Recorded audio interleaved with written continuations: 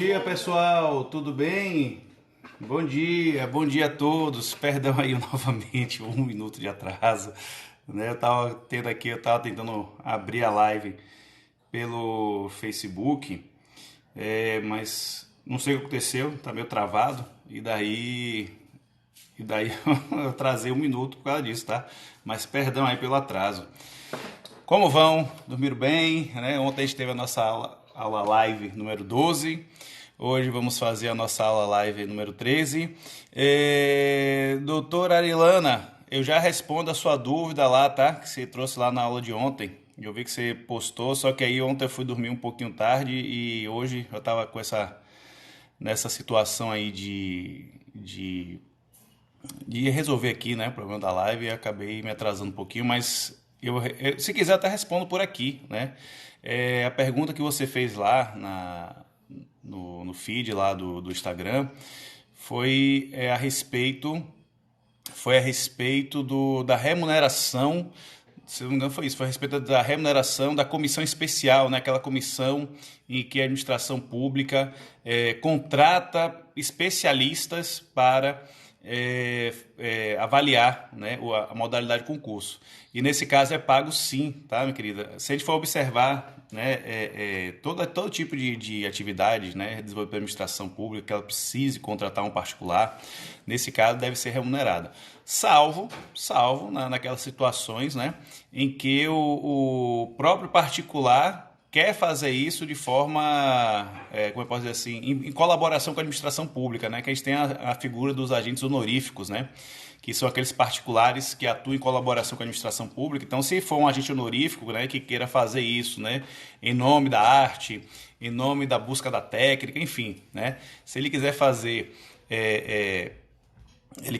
isso de alguma forma em benefício da administração por uma vontade própria, tudo bem. Mas a regra é que esses membros da comissão eles venham a ser devidamente remunerados. Até porque, se formos observar o prazo mínimo, né, o intervalo de prazo mínimo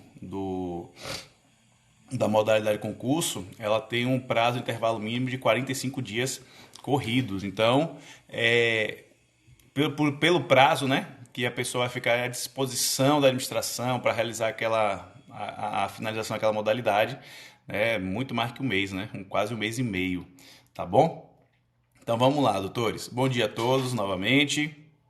Hoje, né, a gente vai conversar um pouquinho sobre a nossa aula 13. Vamos dar continuidade aqui à modalidade licitatória, tá? Perdão, ao procedimento da modalidade licitatória. Só uma dúvida, vocês estão me ouvindo aí que eu não sei se está travando. Deixa eu dar uma olhada aqui.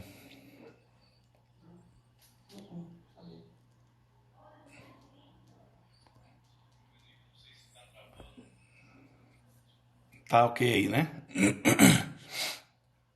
Então vamos lá, doutores. Continuando então, ó. Então, a gente vai falar um pouquinho, beleza, obrigado aí pelo retorno. Ó. Então, a gente vai comentar então, né, sobre a fase seguinte, a modalidade, a fase seguinte da modalidade licitatória da concorrência, que a gente falou ontem. O que foi que a gente comentou ontem? Ontem nós comentamos, deixa eu só um segundo aqui, doutores. Ontem nós comentamos sobre o instrumento convocatório, falamos do edital. Hoje vamos falar da segunda fase do procedimento licitatório, que é a fase da habilitação. E aí, doutores, o que é que vem a ser esta fase da habilitação? A fase da habilitação nada mais é no momento processual do processo, né, administrativo da licitação, em que será verificada as condições atuais de cada licitante para ser validada a sua participação. O que é isso, doutores? A habilitação, na realidade, é a fase de análise documental, né? É a análise dos documentos que serão utilizados pelos concorrentes para que eles possam futuramente validar suas propostas. Tá? Então é uma fase importante. Por que é uma fase importante? Porque se você cair nesse momento aqui, na fase da habilitação, você vai sair da concorrência, você vai sair da licitação. Então, é importante que a empresa, né, esteja com a documentação regularizada, esteja com a documentação em dia, né, como a gente fala assim, em dia, né, para que ela possa continuar no certame. E aí, doutores, vamos lá. Previsão, tá? Previsão da habilitação, artigos 26 e 27 da 8666, tá? Então, esse momento, né, da habilitação, ele é um ato vinculado. Por que é um ato vinculado? Porque para que a administração venha validar a sua proposta, venha a reconhecer a sua participação, é necessário que ele ateste a condição de todos os documentos apresentados. Isso quer dizer, se eventualmente faltar um único documento, doutores, apenas um único documento, a sua habilitação não será procedida. Pelo contrário, você será inabilitado. Nessa fase, aquele concorrente que cai nessa fase, ele é considerado inabilitado à continuidade do certame. Aí vocês podem estar se perguntando, professor, eu fui inabilitado em uma determinada licitação, o que eu posso fazer? Doutores, dentro da perspectiva, né, da inabilitação, bom dia mãe, o que eu posso fazer em relação a essa inabilitação que aconteceu?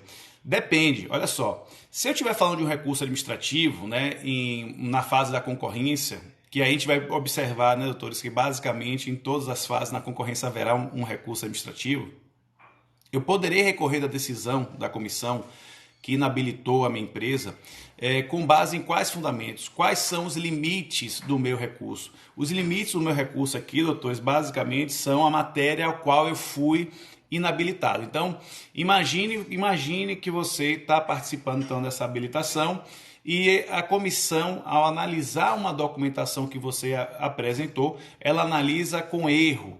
E em razão deste erro, você vai sair do certame. Só que o que acontece, doutores? Se há um erro, né? Se há um erro em relação à análise da comissão, em relação à documentação da empresa, dentro da fase da concorrência, que é a modalidade que nós vamos analisar com maior profundidade, nós vamos observar que é a previsão de recurso. E aí o que acontece? A matéria vai ser essa do recurso. Olha, na certidão tal, né, que foi analisado por esta comissão, houve um erro na análise e desse erro eu quero ser novamente reabilitado a participar do certame. Por que isso, doutores? Porque já aconteceu, né, por diversas ocasiões em que empresas apresentam recursos administrativos para complementar a documentação. E aí qual é o fundamento que basicamente essas empresas vêm utilizar? Olha, por um erro da empresa, no momento que a gente foi lá participar da licitação, a gente esqueceu de juntar uma certidão do INSS. Aí fala, esqueceu. Aí ele argumenta assim, mas é importante ressaltar a empresa, né? Está recorrendo. Mas é importante ressaltar que o documento é anterior, né, ao próprio recurso, ou seja, já existia esse documento, mas foi por um mero esquecimento, né, do setor de documentação da empresa. E aí o que acontece, doutores? O que acontece é o seguinte, fique logo alertas em relação a isso. Recurso administrativo na fase da habilitação, ele não se prestará para a juntada posterior de documentação. Ele não se prestará a isso, doutores. Quer dizer o seguinte, se você está ali fez uma excelente proposta, né, está bem classificado. Eu até brinco com meus alunos de sala de aula, falo assim, que aí eu tenho, né, os meus queridos alunos, beijo a todos os meus alunos queridíssimos, né? Mas eu gosto de brincar com aqueles que estão estagiando, né? Então eu tenho alunos que estão estagiando no fórum, alunos que estão estagiando no Ministério Público, alunos que estão estagiando no escritório de advocacia, alunos que estão estagiando em empresas, né? E aí eu falo assim, doutores, imaginem a situação aí com vocês. Você está lá numa empresa, né, que licita, né, na administração pública, é aquela licitação assim que o pessoal estava esperando há tempo sair, é a licitação de uma obra de ponte, né, obra de ponte, velho, a depender do tamanho da ponte, é obra de 250 milhões, 300 milhões, né, a gente vai ter aqui agora aqui na Bahia, né, a construção, né, assim, caminha-se, né, mas aí está tudo parado por causa da pandemia, mas a construção da ponte Salvador-Itaparica, que é uma obra de mais de 3 bilhões, né, de reais. Então, assim, é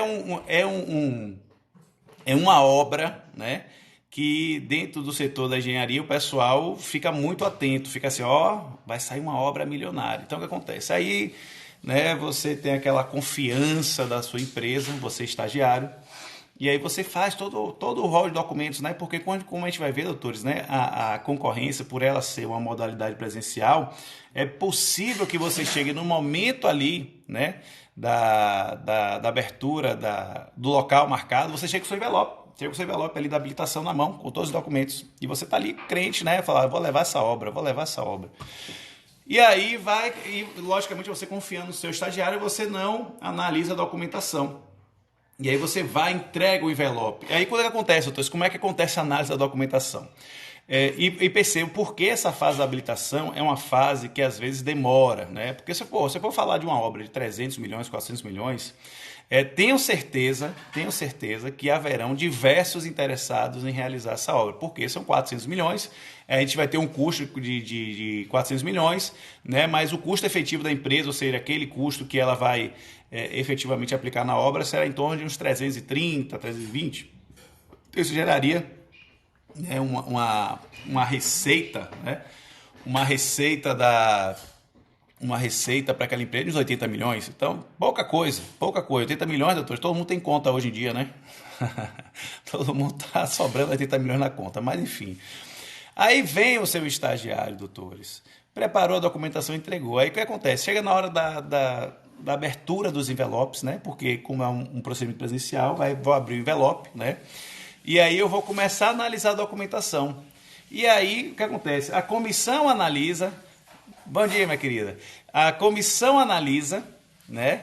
E os demais concorrentes também analisam. Inclusive, doutores, há uma obrigação dentro da 8666 que ao menos 3 dos participantes, né, da fase da habilitação rubriquem os documentos que estão sendo apresentados naquele momento. Ou seja, os documentos que cada empresa está apresentando. Qual a ideia, doutores? É que, além da própria comissão realizar a verificação, ela vai ter como auxiliares, né, dessa análise documental os demais concorrentes, com a ideia que todo mundo tenha ciência das documentações apresentadas por todos, né?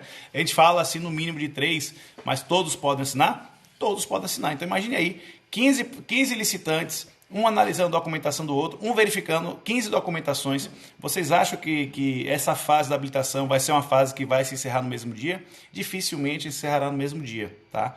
Então ela pode, inclusive, ser postergada para análise para o dia seguinte e por aí vai, doutor. Por que eu estou falando isso? Porque o seu estagiário fez a sua documentação. E nesse momento que ele fez a sua documentação, doutor, ele esqueceu uma folha, uma certidãozinha lá, que foi a certidão de regularidade trabalhista. Que inclusive você é o dono da empresa, você fala, nossa, não tenho. Porque é importante, pessoal que gosta de ser correto. E é importante ser correto, isso é óbvio, né? É óbvio. Mas o pessoal tem empresa e fala assim, ó, eu pago todos os direitos, tudo certinho. Então, aí fala assim, ó, eu nunca tive uma ação na Justiça do Trabalho, né? E aí ele sempre fica ressaltando isso, maravilha. Então quer dizer o seguinte, se ele fosse tirar uma certidão negativa de dívida trabalhista, a CNDT, lá na Justiça do Trabalho, vai dizer que nem consta processo, nada consta, tudo bonitinho, tudo redondinho. Só que a estagiária esqueceu essa documentação. Doutores, a gente está falando de uma licitação, né, de mais de 100 milhões, né? Aí você fica, nossa, velho. Aí vem o pessoal, aí vem um concorrente, epa, ó, você tá faltando uma certidão. Aí ele, não, impossível. Tá faltando uma certidão trabalhista. Fala, não, eu tenho certidão trabalhista, mas na documentação aqui não consta. Aí você desesperado fica, nossa, e agora o que é que eu faço? O que é que eu faço, doutores? Nada. Você não vai fazer mais nada. Ah, professor, eu já vi o pessoal ingressando com mandado de segurança, pedindo, né, que seja aceita a continuidade, né, daquele concorrente ao certame licitatório em razão da documentação ser pré-existente. Doutores, E aí percebo, quando eu vou para a justiça, eu vou para a loteria, porque eu posso até ter um juiz, né, que vá concordar com a sua tese, dizendo que o ato já era antecessor, ou seja, que a certidão já existia antes da própria abertura da licitação e estava dentro do prazo, né, do edital. Mas eu vou ter juiz que fala assim, olha, isso aqui é o quê? Autonomia dos poderes. A administração pública está tão exclusivamente o quê, doutores? Aplicando uma regra legal. Se você deixou de apresentar uma certidão que era exigida na lei por uma situação de esquecimento, você não vai ter acesso. Então o que acontece, doutores? Você acabou de perder uma licitação de mais de 100 milhões por causa de uma folha de papel. Olha que tenso, triste, né? É uma história bem triste, trágica, para falar a verdade. É uma história trágica. Eu não sei qual será o futuro desse estagiário que preparou a documentação, mas eu não queria estar na pele dele, né? Não queria não, doutores, porque é uma situação, né? Imagine aí, você na época que você estagiava, que você fazia as coisas lá, aí você fazia, aí o pessoal olha assim, rapaz, isso aqui dá precisando refazer, você vai lá e refazia, você refazia de novo. Aí na terceira vez, pessoal, pô, velho, você tá brincadeira comigo, né? Não é possível um negócio desse. Mas enfim, doutores, olha só. Então fiquem atentos a isso, que recurso administrativo na fase da habilitação não se prestará à juntada posterior de documentação, beleza? O que mais, doutores, sobre a habilitação? O rol, quais são os rols de documentos que são apresentados na fase da habilitação, tá? Os rolos de documentos apresentados, doutores, são o seguinte, ó. Lá, nessa fase de habilitação, eu vou analisar a habilitação jurídica, doutores. O que é que eu vou observar? Olha, a empresa está regularmente constituída, pronto. Então, eu acabei de cumprir o requisito da habilitação jurídica. Aí vem qualificação técnica. O que é isso, professor, qualificação técnica, doutores? Qualificação técnica nada mais é do que a análise da sua experiência prévia, sua experiência anterior em relação àquele objeto. E a gente observa, né, essa questão da experiência prévia de forma mais, como eu posso dizer assim, mais evidente, né, de forma mais fácil de absorver o conteúdo, quando eu vou falar, por exemplo, como a gente está falando agora, de obra de engenharia. Né? Por quê? Porque as experiências prévias dessas empresas que realizam obras de engenharia, eles têm o Conselho Regional de Engenharia, que é o CREA. Né? Inclusive agora tem CREA, tem CRAU, né? E tem CRAU mesmo, os autores, a galera aí de arquitetura, né? Brigou com os engenheiros e aí foi para, que aí virou, né? Conselho Regional de Arquitetura e Urbanismo, e tem o CREA, Conselho Regional de Arquitetura Conselho Regional de Engenharia e Agronomia. Né? Salvo engano, o CREA, o Azinho do CREA agora é agronomia, não é mais arquitetura. Mas enfim, doutores, o que eu quero chamar a atenção de vocês é o seguinte, independente da briga dos conselhos aí, toda vez que uma empresa realiza uma obra de engenharia, o que é que ela faz? Ela vai fazer uma RT, ela vai registrar um acervo de registro técnico, é a ART. Essa ART, doutores, ela será levada futuramente em consideração como comprovação de uma qualificação técnica. E como é que eu vou utilizar essa qualificação técnica? Bora, meu irmão. Tudo bom, Fabricião? Abraço, nego. Como é que eu vou utilizar, doutores, esse acervo técnico? Simples. Olha só. Eu falei agora para vocês da ponte, né? Eu quero realizar uma obra de uma ponte. Em regra, doutores, as pontes têm valores altos. Então, as pontes, né, quando a gente vai fazer a ponte de 300 metros, 400 metros, né, de tamanho de ponte. O que acontece? Para que eu possa aceitar que os propensos concorrentes sejam habilitados em relação à qualificação técnica, será necessário que eles cumpram o quê, doutores? Uma experiência prévia em construção de pontes. Então, o que é que ele vai pegar? Ele vai pegar lá as suas RTs, né? E a sigla é essa, tá, doutores? ART. Acervo de Registro Técnico, junto ao CREA, vai colacionar nos documentos da empresa, né, para a fase da habilitação, vai colacionar esses documentos e vai comprovar a sua experiência prévia na construção de pontes. E aí, perceba, doutores, Essa experiência prévia, inclusive, ela vai dizer, inclusive, a metragem, quantas pontes aquela pessoa já fez, qual foi a quantidade de metragem total. Por que eu estou falando isso? Porque eu chamei a atenção de vocês na aula de ontem que os maiores problemas que nós temos em relação às licitações é quando há um desvirtuamento ou uma excessiva cobrança em relação à qualificação técnica dos concorrentes. Por que eu estou falando isso, doutores? Porque não vai ser difícil na vida prática de vocês encontrarem editais de licitação que venham a exigir, por exemplo, né? Nosso exemplo é a ponte, 400 metros de ponte. Aí vai lá e exige, para que o candidato, né, ele seja habilitado no critério da qualificação técnica, ele precisa demonstrar uma RT que ele já fez, sei lá, 4 quilômetros de ponte. Doutores, 4 quilômetros de ponte é absurdo, né? 4 quilômetros de ponte é um absurdo, né? Se a gente for observar as maiores pontes do Brasil, eu acho que pouquíssimas delas devem ter uma extensão de 4 quilômetros. Ou ele pode falar assim, 4 quilômetros somado. Outra coisa também, né?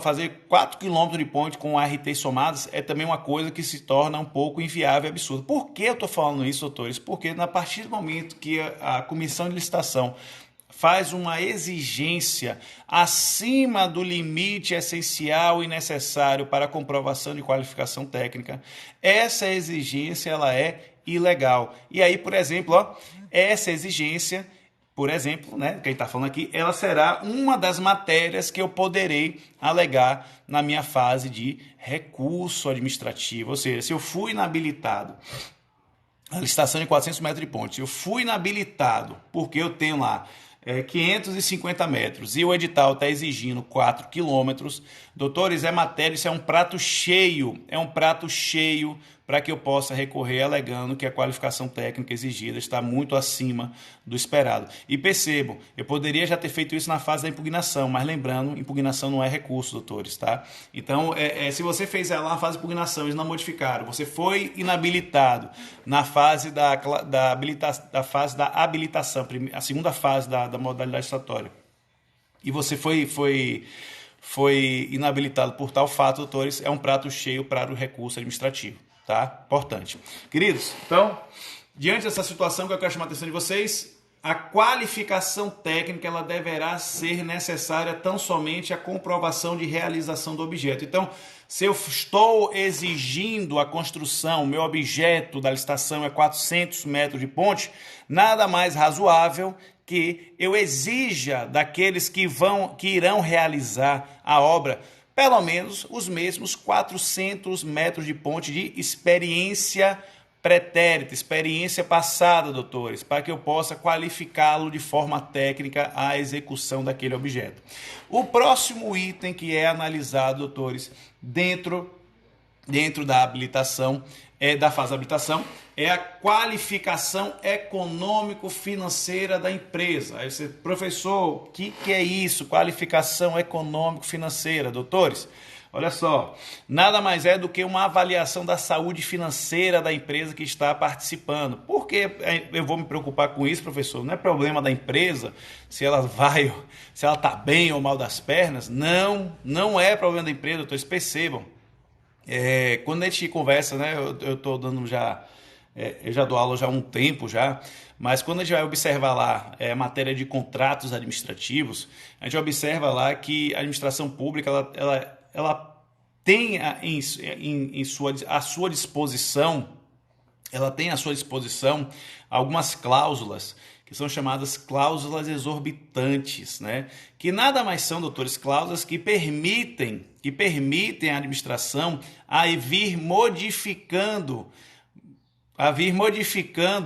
né, as tratativas contratuais durante a execução do contrato. O que é isso, doutores? Eu permito que a administração pública realize modificações laterais do contrato. E algumas modificações essas que o particular ele apenas terá que apresentar sua concordância. E dentre essas cláusulas exorbitantes que nós estamos conversando aqui, em relação aos contratos administrativos, doutores, tem uma cláusula lá que diz o seguinte, que a administração pública ela poderá postergar os pagamentos das medições do valor mensal em até 90 dias, doutores. Olha só que maravilha. Isso quer dizer o seguinte, que você poderá vir a prestar um serviço para a administração pública. Olha como é importante você conhecer o direito administrativo, doutores. Olha só, você tem uma empresa, vai licitar, fique sabendo disso. Você vai lá contratar com a administração pública, aí chega no primeiro mês, você fez todo o serviço. Primeiro você faz o serviço, faz. Aí chega lá o fiscal do contrato, atesta que você prestou serviço, aí com esse ateste você vai no seu setor financeiro, emite a nota e caminha para o município pagar ou para o ente público pagar. E aí o que acontece? O ente público fala assim, não se preocupe, estamos em processamento de pagamento. Aí demora 30 dias, aí já tem outro mês, né? Porque você já executou, doutores, você já executou 30, aí veio para pagamento. Aí, nesse momento, você apresentou a nota, mais 30 dias. Você já ofereceu quanto tempo aí já? 60 dias de serviço. Aí não chegou o pagamento. Você já emitiu a segunda nota. Doutores. Aí vem mais 30, 90. Mas perceba, o atraso no pagamento, o atraso em si no pagamento, ele está onde? Ele está ainda em 60 dias, porque você está na segunda nota ainda. Aí quando chega lá, doutores, para 120 dias de serviços prestados, mais com 90 dias de atraso da primeira nota emitida, a administração pública ainda não lhe pagou. E você pode perguntar assim, professor, vem cá, o que é que a lei fala sobre isso? A lei fala uma coisa bem simples, doutores, que você só vai poder suspender a prestação do seu serviço para a administração pública após os 90 dias de atraso. Após os 90 dias de atraso, doutores. O que isso quer dizer? Danou-se. Danou-se, doutores. Deu ruim. Por quê? Porque lá naquela fase da habilitação, lembra que a gente está comentando sobre a fase da habilitação? Lá na fase da habilitação, quando foi analisada a sua qualificação econômica financeira, foi analisado o quê, doutores? Basicamente, a sua saúde financeira. E essa saúde financeira, a administração pública atesta que, por exemplo, se houver a postergação dos pagamentos das medições, você vai suportar isso numa boa, porque você tem capacidade, doutores, financeira para isso. Então é muito importante, né, quando você vai participar da administração, que a documentação contábil, e como é que é verificada essa documentação, doutores? Pega-se os últimos 12 meses contábeis, né? E faz detalhado os últimos 3 meses da empresa, para mostrar o quanto a empresa gerou de receita no último ano e quanto ela vem faturando durante o decorrer desse ano. Então, o que acontece? Eu estou fazendo análise contábil da empresa, e essa análise contábil, né? Quem geralmente faz a documentação é um contador. Ele vai lá e assina a documentação, né? Dizendo que os balanços financeiros da empresa são aqueles, e aí o que vai acontecer? Tem inclusive uma forma, é a parte um pouquinho mais chatinha da licitação, é isso aí, essa forma. Por quê, doutores? Porque nós não estamos na área de exatas, nós somos de humanas, ciências humanas aplicadas, área do direito. A área do direito com a área de exatas não se comunicam, né? Quer dizer, se comunica quando a gente vai fazer o cálculo para fazer uma cobrança, a gente se esforça para fazer o cálculo, mas quando você pega lá, doutores, as fórmulas que são aplicadas no edital, Confesso que neste item da habilitação referente à qualificação financeira, a gente deixa o trabalho para os contadores, para que eles evidentemente comprovem, né, o cumprimento do requisito edital, e se houver algum problema na exigência da qualificação financeira, também será um elemento para vir a se tornar matéria de recurso administrativo, doutores, tá? Então, dentro dessa perspectiva, qualificação financeira, basicamente, o que é que você precisa saber? A qualificação financeira é a comprovação de que você terá saúde financeira suficiente para que você aguente o tranco de um eventual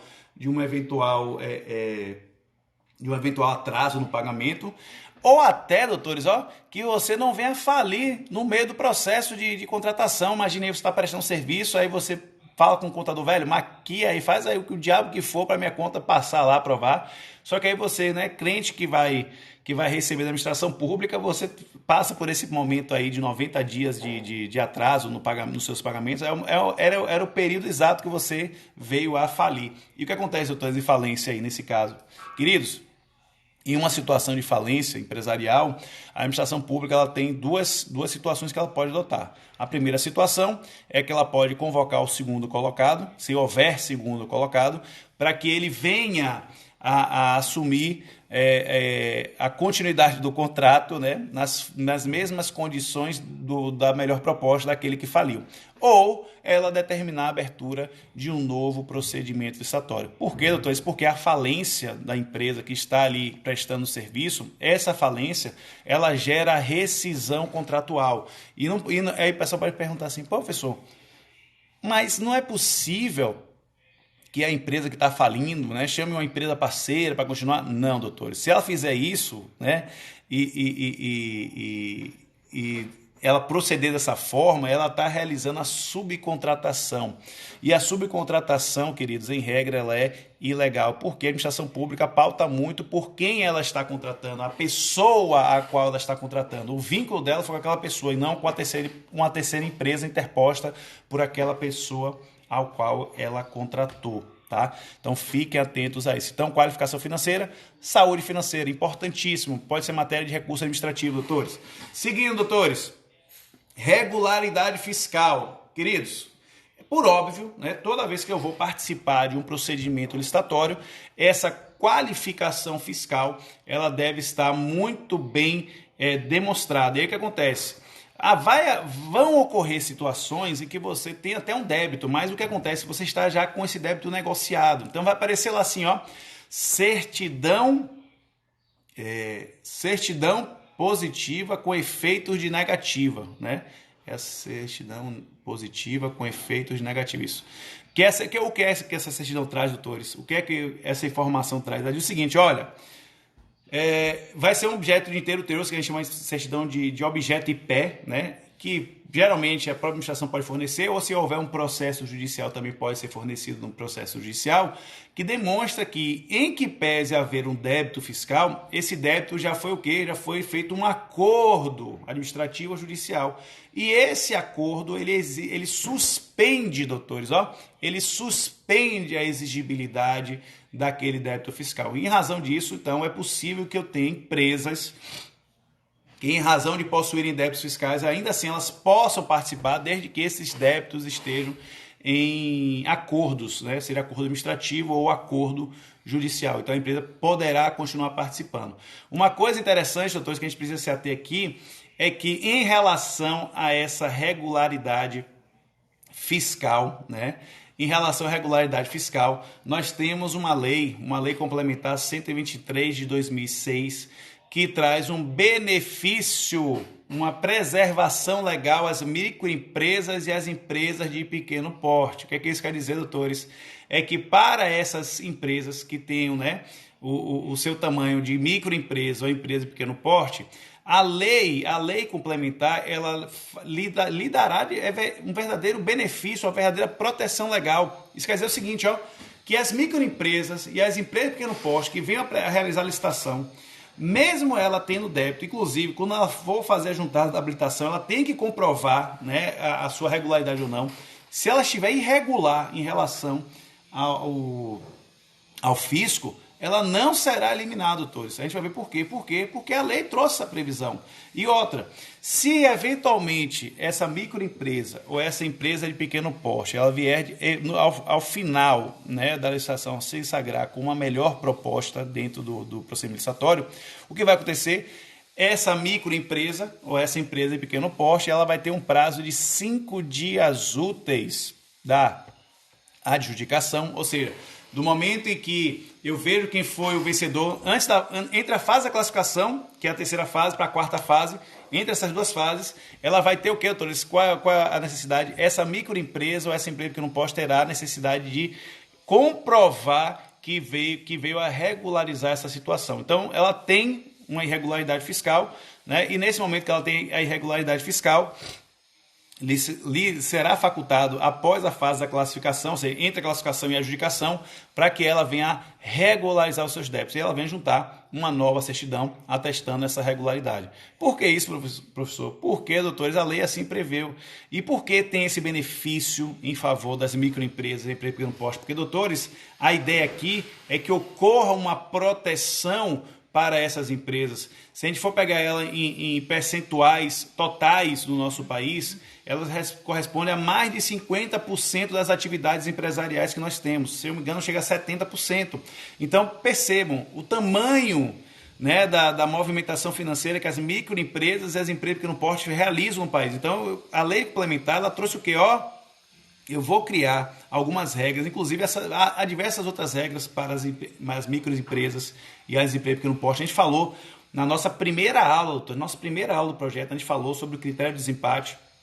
E eu chamo a atenção para vocês, doutores, quando a gente estiver falando de microempresa ou empresa de pequeno porte, fiquem atentos, porque a elas lhes são deferidos alguns benefícios legais. E eu, naquele momento do critério de desempate, falei o seguinte, se houver uma microempresa, uma empresa de pequeno porte, que esteja concorrendo com uma empresa de grande porte, e ela tenha oferecido na proposta, ofertado na proposta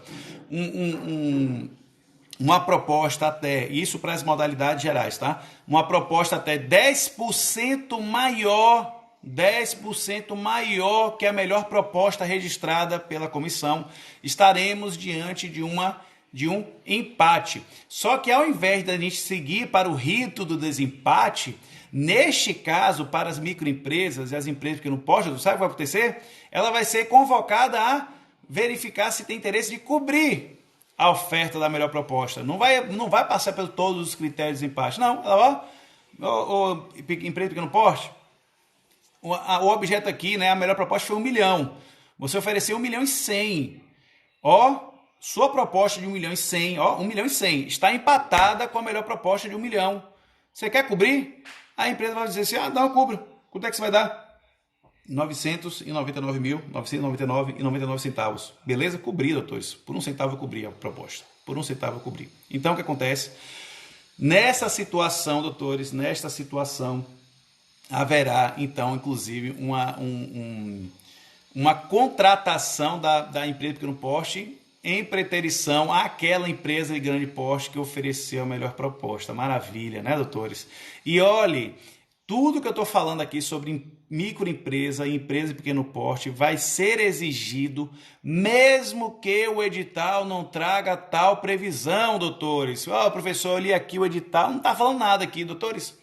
Se você for uma microempresa, uma empresa de pequeno porte, participar de uma licitação e não tiver essa regra no edital, não tem problema. Não se preocupe, você que é dono de microempresa ou empresa de pequeno porte, porque você vai poder exigir esse benefício legal da mesma forma, sem qualquer tipo de restrição, porque a Lei Complementar 123, ela se aplica independente de previsão editalícia. Então, na fase da habilitação, esse benefício legal que é concedido às microempresas e à empresa de pequeno porte, doutores, mesmo que não haja previsão no edital, também será observado pelos membros da comissão. Será observado. Então, a empresa que está participando de licitação na fase de habilitação, está lá apresentando a sua documentação referente à regularidade fiscal, o que acontece aqui, doutores, é que ela vai ter sim esse prazo de 5 dias úteis para, se ela se sagrar vencedora na classificação, né, na fase posterior à habilitação, ela apresentar a regularidade da sua situação fiscal. E, doutores, percebam, doutores, se ela não conseguir isso em 5 dias úteis, ela ainda vai ter o direito de prorrogar por mais 5 dias úteis. Que maravilha, 10 dias úteis, dá praticamente 2 semanas, né?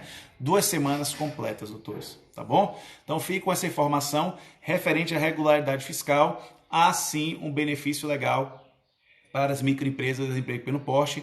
Benefício esse também que se repete na regularidade trabalhista, doutores. Lembra do nosso exemplo no início da aula? Falei, olha, você esqueceu tão somente uma certidão negativa de dívida trabalhista. Você foi eliminado por isso.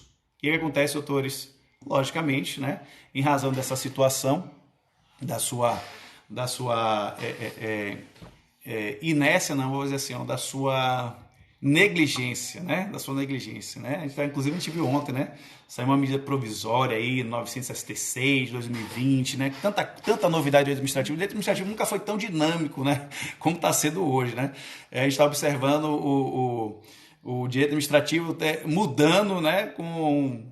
Em dias, né? A gente teve a 961 na semana, a 961 em 2020, né? e agora nós temos 966 de 2020. E vamos nós. Então vamos ver se a gente. Inclusive, vamos ver se não sai nada hoje, né? Ou nada novo, porque do jeito que está, é capaz de surgir uma nova medida provisória que vai influenciar no direito administrativo. Por quê, doutores? Porque tudo que nós estamos vivenciando é direito administrativo puro. É direito administrativo puro. Exercício do poder de polícia em evidência a todo momento. Então, por que é importante você saber direito administrativo, doutores? É importante porque você vai, inclusive, saber como se portar diante das atuações da administração. Eu trago, por exemplo, em alguns materiais que estão lá no canal, que os empresários que estejam passando dificuldades em relação à realização das quarentenas, esses empresários estão sendo exigidos deles um esforço maior. Por quê? Porque eles têm as contas para pagar. Professor, mas tem postergação de imposto, doutores, mas não houve isenção de imposto, ele vai ter que pagar uma hora para frente. Ele vai ser obrigado a pagar imposto sobre a folha, imposto sobre o seu funcionamento, enfim, impostos de todas as ordens. E esses empresários, doutores, não lhes serão tolhida o direito de pleitear corretas indenizações. Eles vão pedir indenização. Só que o que acontece, a medida provisória de ontem, 966, diz o seguinte, que os agentes públicos que adotarem as medidas para tentar evitar a questão da propagação do vírus, ou seja, quais são as medidas? As medidas previstas na lei de quarentena, e diz o seguinte, a realização de quarentena, restrição de atividade econômica, tudo isso, todos os prejuízos decorrentes dessas medidas, que são medidas de saúde pública, então são medidas válidas, isso é importante, não é nada ilegal não, viu, doutores? Não é nada ilegal, é tudo legalizado. Mas não quer dizer que por ato ser legal, né, que não vai gerar dano, gera dano. E aí o que acontece, esses empresários vão fazer o quê? Vão começar a ingressar com indenizações, pleiteando dano material, doutor. Isso, ou seja, ele vai pegar lá o seu faturamento do ano passado e vai comparar com o faturamento desse ano. A gente sabe que vai haver um acréscimo no valor normal, mas basta pegar o faturamento que ele teve ano passado, confrontar com o faturamento desse ano, desse mesmo período, e vocês vão verificar o que ele teve de prejuízo. Então é muito fácil comprovar o dano material para esse empresário, né? Então, diante dessa situação, doutores, esses empresários não vai assim, não vai cair dinheiro na conta deles, né? Não vai ser, tome aqui, a gente vai manter as empresas. Só para ter informação, doutores, para vocês, mais de 720 empresas aqui na Bahia, já pediram falência nesse período de pandemia. Então, vocês percebam os prejuízos que estão advindos desse momento. Então, os empresários têm direito? Tem. O que é a MP 9666? Eita, peste, 9666, eu estou igual a 8666. O que foi que a 966, a MP 966, meu Deus, tudo 66 esse diabo, né?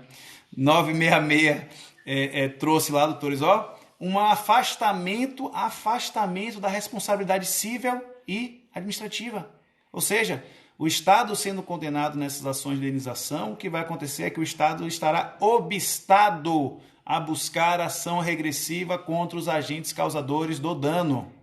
Fiquem ligados, fiquem ligados.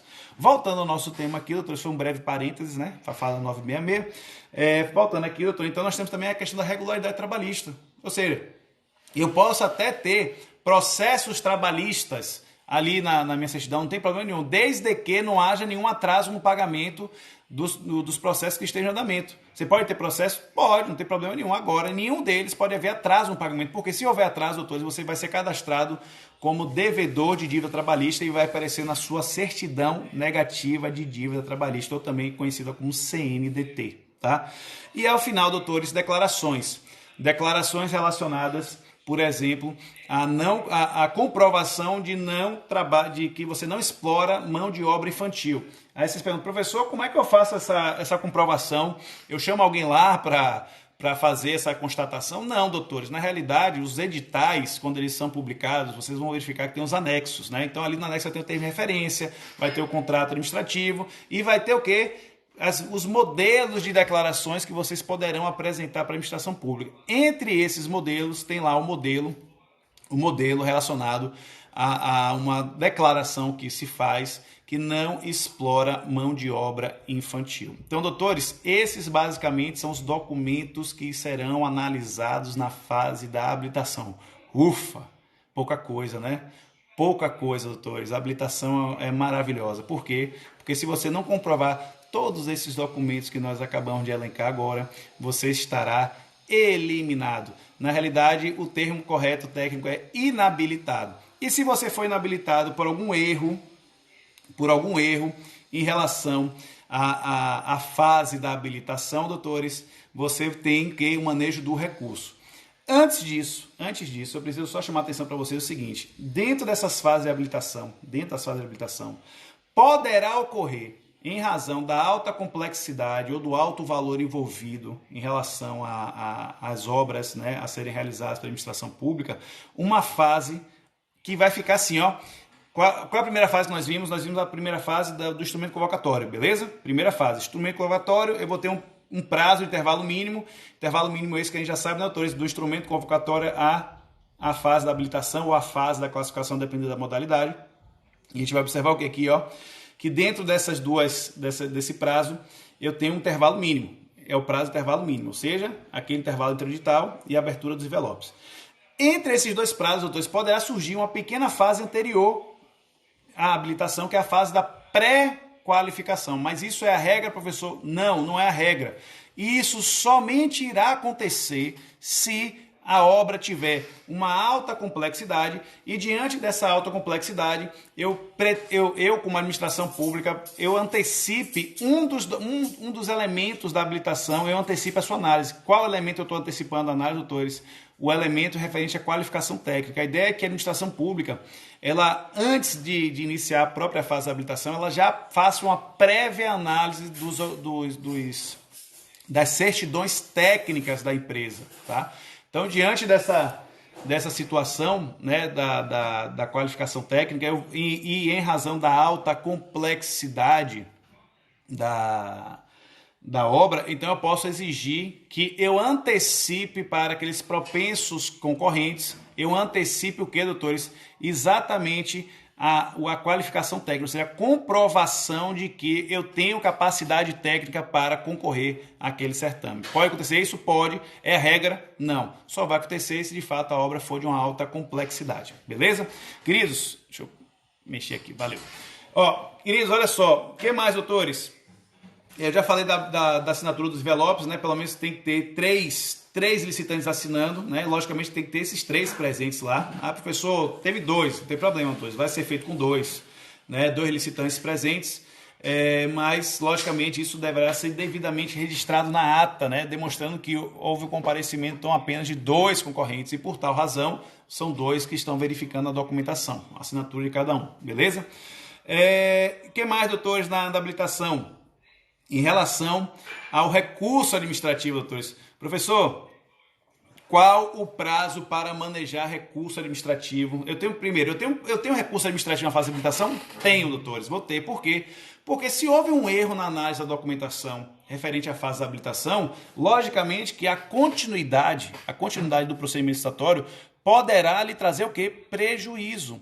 E em razão desse prejuízo, doutores, deste prejuízo, você terá um prazo legal para manejar um recurso administrativo. Logicamente que no momento que você vier a ser desclassificado, você já informa em ata que tem interesse de recorrer da decisão. Por quê, doutores? Porque em 5 dias úteis, olha só, fiz lá a fase de habilitação, falei que vou recorrer, né? Inclusive apresento petição para que o procedimento licitatório seja suspenso. O que eu vou fazer? Em até 5 dias eu apresento o recurso. Quando chega o recurso, o que acontece? Eu travei a licitação, porque esse recurso tem efeito suspensivo. E o que eu observo nos municípios, doutores? O pessoal faz, né, as modalidades presenciais como se fosse pregão. Como assim, professor? Quando eu vou fazer uma concorrência, uma tomada, um convite, o pessoal fala assim, vamos utilizar aqui, vai ter recurso, recorre depois, irmão. Não é assim, recorre depois, doutores, não é isso, né? A administração pública não vai seguir adiante para a próxima fase se antes dela analisar o recurso, se houver recurso a ser incluído dentro do sistema de licitações. Então, dentro dessa perspectiva, o que acontece? O pessoal já fez a intenção de manifestar recurso, o que é prudente para a comissão de licitação? Suspender o certame, aguardar o recurso e dar resposta ao recurso. Se o recurso tiver pertinência, o que vai acontecer, doutores? Aquele que foi inabilitado de forma devida, ele retorna à licitação. Ele volta a participar da licitação, perceberam? Então ele vai ter o quê? Ele vai ter a possibilidade de apresentar a sua documentação, doutores, tá? Então, dentro dessa perspectiva aqui, né, em relação ao procedimento licitatório, eu vou suspender o andamento da licitação. Aí qual é o prazo, então, professor? Prazo de recurso administrativo, doutores, na fase da classificação, na fase da habilitação é de 5 dias úteis e quando apresentado esse recurso, ele suspenderá o andamento do edital. Doutores, se esse recurso for manejado na modalidade convite, lembra do convite? Modalidade de menor vulto financeiro, né? Hoje o convite ele pode ser utilizado para obras e serviços com valor de até R$330 mil ou para bens e serviços com valores de até R$176 mil. Diante da modalidade convite, doutores, este prazo de recurso também existirá na fase da habilitação. Este prazo de recurso será de 2 dias úteis. Então, já é um prazo de recurso diferenciado. 2 dias úteis, tá? Doutores, que mais? Sim, onde é que está, professor, a previsão do recurso aí na fase da habilitação? Bota aí, ó, artigo 109, parágrafo 2º da 8666. Anotem isso aí, doutores, tá? Inclusive, essa semana eu vou fazer uma gravação para a minha colega Suzana Andrade, né, que é professora de administrativo também, lá do Jus Brasil. E eu vou fazer 2 módulos que são voltados especificamente para recursos administrativos, né, voltados para as licitações. E o outro módulo é voltado para representações nos órgãos de controle externo. Então eu vou inclusive fazer, são duas participações que eu vou fazer lá no curso com ela. E eu já estou dando, inclusive de primeira mão aí para vocês, né? Que vai ter essa participação lá no curso do Jus Brasil. Depois eu vou postar também, né, na página, no meu feed lá, esse curso para que vocês saibam onde encontrar, né, essa aula sobre recursos administrativos e representação aos órgãos de controle externo. Beleza? Queridos, continuando, a gente já falou, né, que o recurso não poderá ser utilizado para... meu Deus, falta 8 minutos só. Esse recurso não poderá ser utilizado para fim de juntada de documentação, a gente já falou sobre isso. Aí pode ter as seguintes situações, doutores. Professor, teve uma licitação lá que foi participar, que eu vi que todo mundo foi inabilitado. Todo mundo foi inabilitado. O que acontece aqui se todo mundo foi inabilitado? Queridos, a Lei 8666 prevê que, se todos os concorrentes forem inabilitados na fase inicial, ou seja, por problema na documentação em relação à habilitação, a administração pública, doutores, deverá, ou seja, ela é obrigada, atenção a isso, porque algumas comissões entendem que isso seria discricionário. Não, é obrigatório.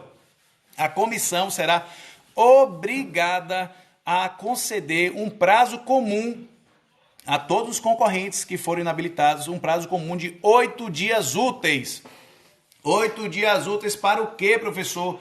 Para que em comum situação, todos tiveram problemas com as suas documentações, em comum situação, os concorrentes possam novamente reapresentar os documentos corrigidos. Qual a ideia, doutores da administração pública aqui? A ideia é que eu tente salvar o procedimento licitatório.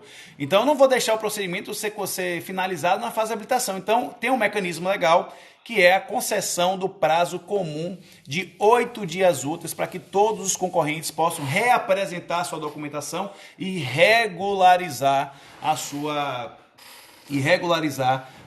representação, a sua documentação nessa fase.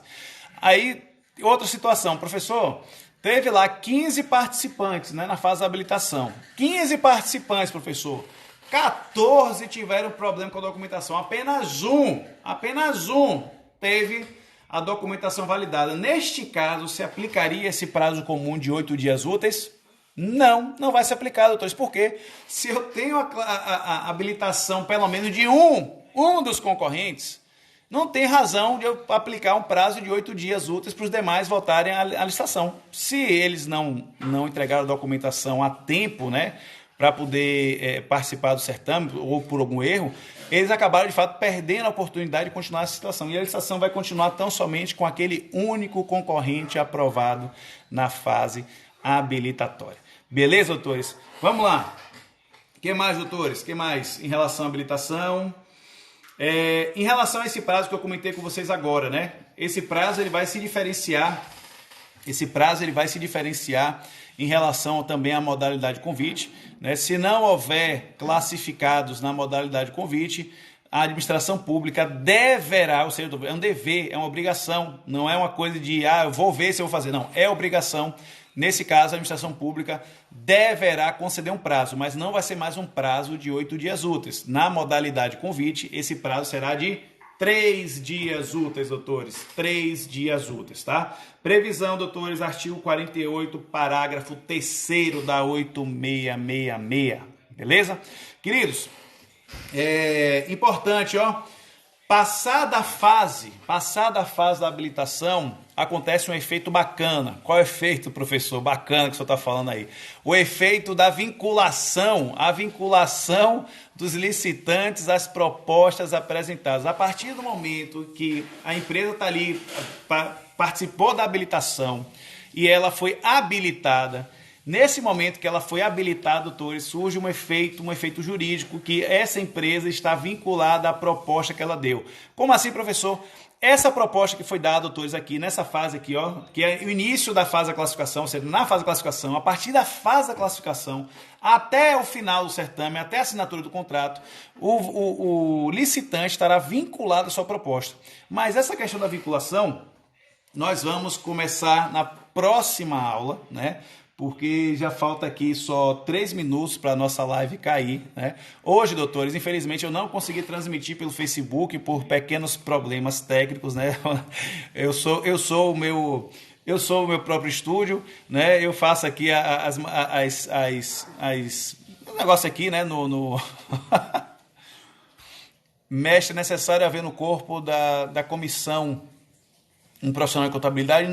Não é necessário. Mas o que é necessário aí, Arilana, é que haja um conhecimento, né? Um conhecimento da comissão em relação às técnicas utilizadas para avaliação. Nesse caso aí, o que a comissão pode se valer perfeitamente é de setores do próprio ente público e ela encaminhar a avaliação dessa documentação também, né, para a equipe de apoio da comissão. Eu vou ter, além da comissão, né, eu tenho pessoas que vão estar ali fazendo apoio. Então, eu posso pegar, se eu tiver alguma dúvida sobre o balanço financeiro das empresas, eu poderei levar esse balanço ao contador da prefeitura para que ele analise se de fato aquilo é consistente ou não. Até porque, como eu disse, né, são fórmulas matemáticas. Eu acho que aquele negócio é pior que a fórmula de Bhaskara. Olha que a fórmula de Bhaskara era fácil na academia. Era fácil, mas em relação a isso aí, não precisa ser um profissional de contabilidade. Se tiver, maravilha, né? Havendo esse profissional dentro do setor público, maravilha, pode utilizar ele. Mas se não houver, eu vou utilizar a equipe de apoio que tem à disposição da prefeitura, tá? Tranquilo? Então, queridos, então na aula de amanhã, nós vamos começar a falar sobre a terceira fase da modalidade licitatória, do procedimento licitatório, que é a fase da classificação das propostas, ou seja, é a fase em que necessariamente, né, aqueles que estão ali nessa fase, eles já passaram por um denso processo de habilitação, um denso processo de análise documental, né? Então, diante dessa situação, doutores, aí perceba, você reparou? Se eu estou dando aula, eu estou falando só da segunda fase da modalidade licitatória, ou seja, ontem eu falei instrumento convocatório, 1 dia. Hoje eu estou falando da habilitação, 2 dias. Amanhã eu falo da fase da classificação. Tem como eu fazer um procedimento licitatório em 1 dia só? Não tem, doutores, é difícil. Mas isso acontece nos municípios? Olha como acontece. E por que acontece? Porque não há uma divulgação de informação para aqueles que estão atuando em licitações. Doutores, há regras licitatórias que precisam ser aplicadas. Infelizmente, por ausência até de conhecimento das partes, essas regras acabam sendo atropeladas. Então, a ideia aqui é que eu dê essa condição para que vocês se informem, fiquem atentos e vocês possam perfeitamente, né, serem fiscais. Até porque, doutores, a última informação antes de nossa live encerrar, o cidadão pode participar de qualquer procedimento licitatório, viu? Importante. Se você está sabendo que vai ter uma licitação, você, cidadão, vá até a sala de licitações e pode participar. Você vai ficar ali observando, e ninguém vai poder lhe tirar daquele espaço. Porque, doutores, a seleção do processo licitatório é pública.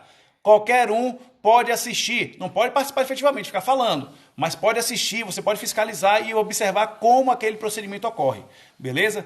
Queridos, estamos encerrando então a nossa live de hoje, obrigadão aí pela participação de vocês, tá? Amanhã, às 7h37 do sabadão, tem mais, tá bom? Classificação, doutores, conto com a presença de todos, forte abraço, tchau, tchau.